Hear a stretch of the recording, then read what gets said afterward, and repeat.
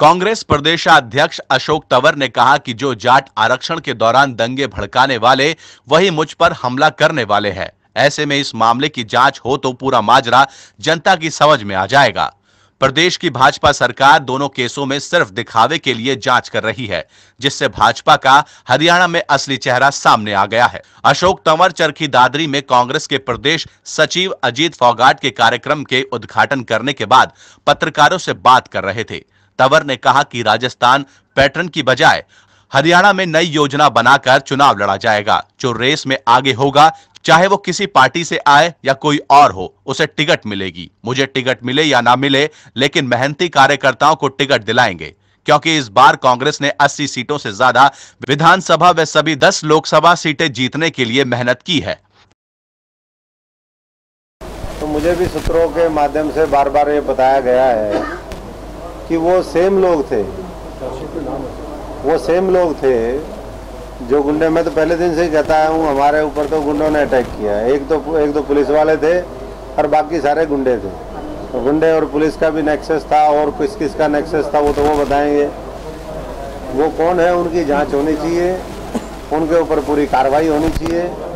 और जो उन्होंने बात कही है, मैंने ये कहा कि वही लोग बताए जो हमारे प्रोग्राम में आकर के राहुल जी के प्रोग्राम को जिन्होंने खराब करने की कोशिश की, हमारे साथियों के ऊपर जिन्होंने हमला किया। तो बाकी तो जांच का विषय है, कौन कौन क्या क्या है। मेरे को किसी व्यक्ति का नहीं पता है कि कौन कौन है, क्या क्या है।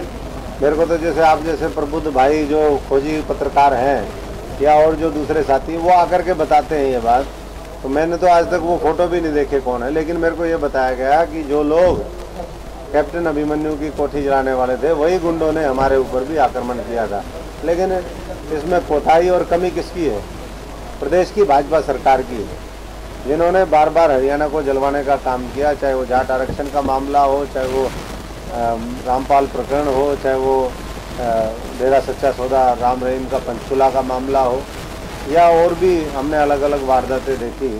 तो ये पूरी तरीके से जो आज वर्तमान सरकार है, वो कहीं ना कहीं हिंसा के माध्यम से राजनीतिक जो जहर है वो समाज में फैलाना चाहती है, और जिसको हमें सब लोगों को मिलकर के रोकना है, फैलने नहीं देना है। और यही 4 साल हमने सद्भावना, शांति और भाईचारे का संदेश दिया, और इसीलिए छत्तीस बिरादरी आज कांग्रेस के साथ हैं। सारे लोग एक जगह कभी भी मैं नहीं समझता कि हो सकते हैं। जहाँ जरूरत पड़ती है वहाँ कांग्रेस के सारे नेता एक साथ हैं। जहाँ तक मामला कार्यक्रमों का है, तो कार्यक्रम तो पूरे प्रदेश में चलने चाहिए। अब तो समय कुछ नहीं बचा है, नवंबर दिसंबर के अंदर चुनाव है, और चुनाव के लिए मैं समझता हूँ कि जो साथी नहीं भी उतरे हुए उनको भी 24 घंटे में से 20 घंटे पूरा महीना 12 महीने काम करना चाहिए।